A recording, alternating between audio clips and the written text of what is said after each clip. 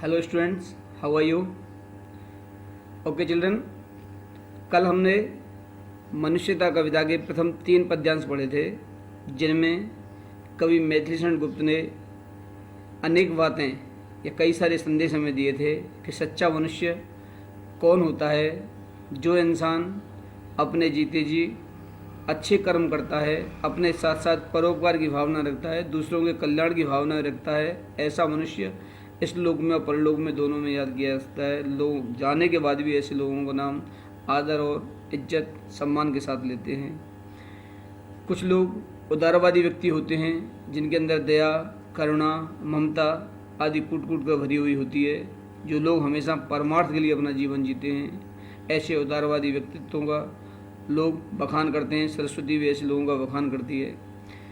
कुछ पौराणिक कथाओं से उदाहरण दिए थे मैथिलीशरण गुप्त साहब ने, जैसे महाराजा दानवीर कर्ण का उदाहरण दिया था, सिद्धार्थ रंतिदेव का उदाहरण दिया था, महर्षि दधीच का उदाहरण दिया था। इन उदाहरणों के माध्यम से उन्होंने पुष्टि की थी कि जो लोग परोपकारी होते हैं वो शहर से ही खुशी खुशी अपना सब कुछ सर्वस्व न्यौछावर कर देते हैं लोगों के लिए। तो ये 3 पद्यांश में हमने कल पढ़ा था। आज हम शुरू करेंगे यहाँ से आगे के पद्यांश। इसमें चौथा पद्यांश है, सहानुभूति चाहिए महाविभूति है यही, वशीकृता सदैव है बनी हुई स्वयं मही। विरुद्धवाद बुद्ध का दया प्रवाह में वहा, विनीत लोक वर्ग क्या न सामने झुका रहा। आहा वही उदार है परोपकार जो करे, वही मनुष्य है कि जो मनुष्य के लिए मरे। बच्चों, पहले इसके हार्ड वर्ड कठिन शब्द देख लेते हैं हम, उसके बाद इसकी व्याख्या करेंगे। सबसे पहले देखिए, महाविभूति सबसे बड़ी पूंजी, वशीकृता बस में, सदैव हमेशा, मही पृथ्वी, विनीत नम्र, परोपकार दूसरों की भलाई, उदार दयालु। सहानुभूति चाहिए महाविभूति है यही, वशीकृता सदैव है बनी हुई स्वयं मही। इस पद्यांश के माध्यम से कवि मैथिलीशरण गुप्त हमें बताते हैं कि हमें परोपकार करके दूसरों की सहानुभूति प्राप्त करनी चाहिए। यही हमारे लिए दुनिया की सबसे बड़ी पूंजी है। यह धरती भी सदैव परोपकारी मनुष्य के वश में रहती है। वशीकृता सदैव है बनी हुई स्वयं मही। ये स्वयं पृथ्वी भी ऐसे सहानुभूति वाले व्यक्ति के वश में होती है। विरुद्धवाद बुद्ध का दया प्रवाह में वहा, विनीत लोक वर्ग क्या न सामने झुका रहा। बुद्ध ने सांसारिक अव्यवस्थाओं का विरोध किया एवं संसार ने उनके दया में संदेशों को स्वीकार कर लिया तथा उनके दया प्रवाह में सांसारिक मनुष्य बहने लगे। अर्थात भगवान बुद्ध की दया के आगे किसी की नहीं चली, सब लोग उनके दया प्रवाह में स्वतः ही बह गए। आहा वही उदार है परोपकार जो करे, वही मनुष्य है कि जो मनुष्य के लिए मरे। संपूर्ण विश्व उनके समक्ष नम्र भाव से नतमस्तक हो गया भगवान बुद्ध के सामने, क्योंकि उनके हृदय में परोपकार की भावना थी। कवि के कथनानुसार उदार हृदय व्यक्ति वही होता है जो परोपकार के लिए अपनी जान न्यौछावर कर देता है। अर्थात सच्चा मनुष्य वही है जो अपने साथ साथ दूसरों के लिए, परोपकार के लिए, परमार्थ के लिए, दूसरों के कल्याण के लिए भी हमेशा भावनाएं अपने अंदर रखता है और दूसरों का भला सोचता है।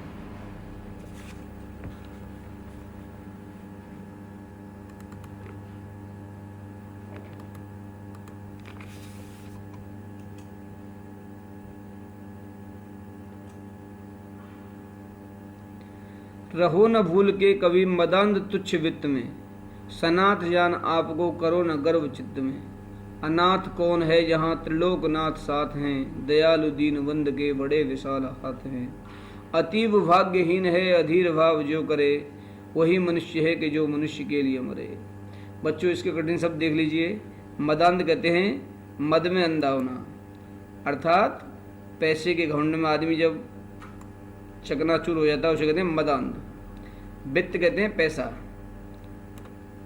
सनाथ अर्थात जो अनाथ नहीं है, जिसके रखवाले परमपिता परमात्मा है, उसे कहते हैं सनाथ। गर्व घमंड, चित्त मन में, त्रिलोकनाथ परमपिता परमात्मा, दीनबंधु दीनों के बंधु, विशाल बड़े, अधीर जिसके पास धैर्य न हो। रहो न भूल के कभी मदांध तुच्छ वित्त में। कवि गुप्त साहब कहते हैं कि मनुष्य को कभी भी पैसे का अहंकार नहीं करना चाहिए। अगर ये दौलत थोड़ी बहुत इंसान के पास होती है तो वो घमंड में हो जाता है, चकनाचूर, मदांध हो जाता है। कभी भी इस पैसे को पाकर के इंसान को घमंड नहीं करना चाहिए।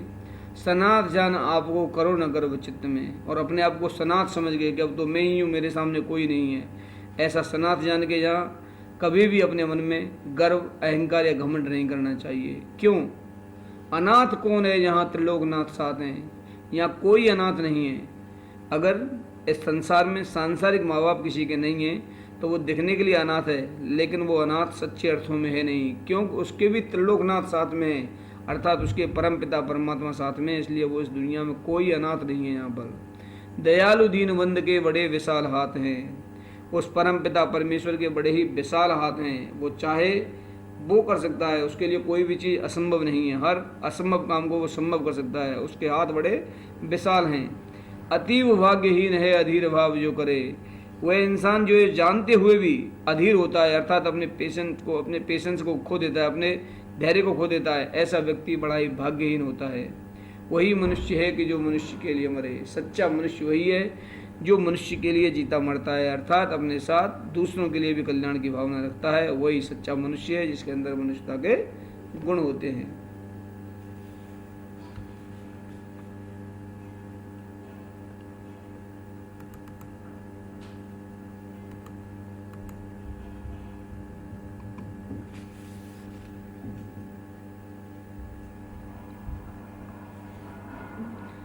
अनंत अंतरिक्ष में अनंत देव हैं खड़े, समक्ष ही स्वभाव जो बढ़ा रहे बड़े बड़े। परस्परावलंब से उठो तथा बढ़ो सभी, अभी अमर्त्य अंक में अपंक हो चढ़ो सभी। रहो न यो कि एक से न काम और का सरे, वही मनुष्य है कि जो मनुष्य के लिए मरे। इस पद्यांश में कवि मैत्री शरण गुप्त ने हमें संदेश दिया है कि अनंत अंतरिक्ष में अनंत देव हैं खड़े। हे मनुष्य, तेरे स्वागत के लिए इस अनंत अंतरिक्ष में बहुत से देव अपनी बाहें फैला करके खड़े हुए हैं आपका स्वागत करने के लिए। समक्ष ही स्वभाव हैं जो बढ़ा रहे बड़े बड़े, अपनी बाहों को बढ़ा करके आपका अभिनंदन करने के लिए, आपका स्वागत करने के लिए खड़े हुए हैं। परस्परावलंब से उठो तथा बढ़ो सभी। परस्परावलंब, एक दूसरे का सहारा बनना। परस्पर, एक दूसरे का, अवलंब सहारा, अर्थात एक दूसरे का सहारा बनो, उठो और आगे बढ़ो। अभी अमर्त्य अंक में अपंक हो चढ़ो सभी। अमर्त्य अंक, देवताओं की गोद, अपंक कलंक रहित, अतः कलंक रहित होकर के देवताओं की गोद में चढ़ो और उसमें बैठ जाओ। रहो न यो कि एक से न काम और का सरे। इस प्रकार जीवन व्यतीत मत करो कि अपनी अपनी ढबली, अपना अपना राग, अपने अपने काम में बिजी रहना, किसी से कोई वास्ता न रखना। इस प्रकार का जीवन जीवन नहीं है। रहो न यो कि एक से न काम और का सरे। इस प्रकार का जीवन मत जिए कि अपने साथ दूसरों का भला ना सोच सकें या दूसरों की केयर ना कर सकें, दूसरों की देखभाल ना कर सकें। हमेशा मिलजुल के रहो, भाईचारे की भावना से रहो, एक साथ रहो।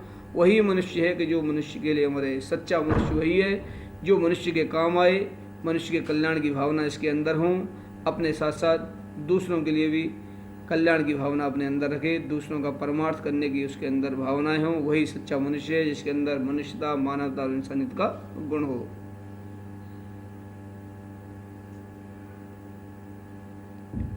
मनुष्य मात्र बंधु है, यही बड़ा विवेक है। पुराण पुरुष स्वयंभू पिता प्रसिद्ध एक है। फलानुसार कर्म के अवश्य भय भेद हैं, परंतु अंतरिक्ष में प्रमाणभूत वेद हैं। अनर्थ है कि बंधु ही न बंधु की व्यथा अरे, वही मनुष्य है कि जो मनुष्य के लिए मरे। मनुष्य मात्र बंधु है, यही बड़ा विवेक है। इंसान के अंदर सबसे बड़ी बुद्धि का काम यह है कि वो ये जान ले कि हर आदमी एक दूसरे का भाई है, क्योंकि हम सभी परमपिता परमात्मा की औलाद हैं। पुराण पुरुष स्वयंभू पिता प्रसिद्ध एक है। हम सभी मनुष्यों का एक ही परमपिता परमात्मा है।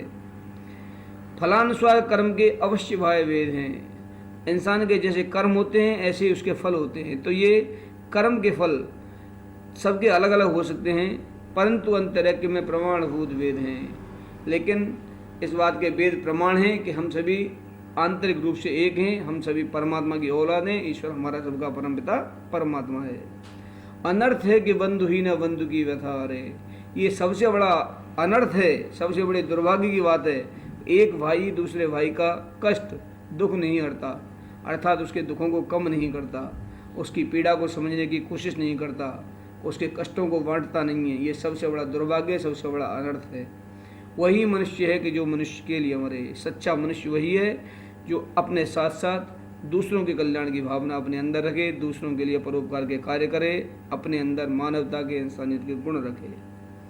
अंतिम इसका अनुच्छेद है, चलो अभीष्ट मार्ग में सहर्ष खेलते हुए, विपत्ति विघ्न जो पड़े उन्हें ढकेलते हुए।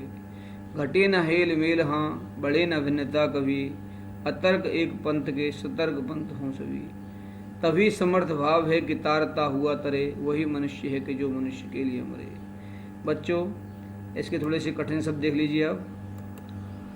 अभीष्ट मनचाह, मार्ग पथ या रास्ता, सहर्ष खुशी खुशी, विपत्ति परेशानियाँ आपत्ति मुसीबतें, विघ्न बाधा, हेलमिल मिलजुल कर भाईचारा, सतर्क जिसके अनेक तर्क हों, पंथ रास्ता।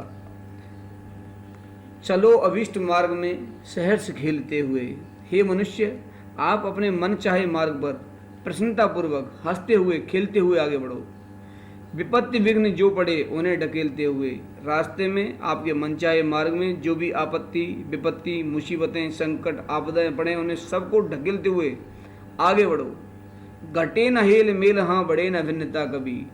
बिल्कुल भी ध्यान रखें कि हेल मेल ना घटे। घटना मीन्स कम होना, आपसी भाईचारा कम ना हो, मिलजुल के आगे बढ़ें। बढ़े न भिन्नता कभी, एक दूसरे के अंदर भिन्नता पैदा ना हो, अर्थात एक दूसरे के अंदर मन में मुटाव, मन के अंदर वैमनस्यता की भावना पैदा ना हो, सब हिल मिल करके भाईचारे की भावना के साथ आगे बढ़ें।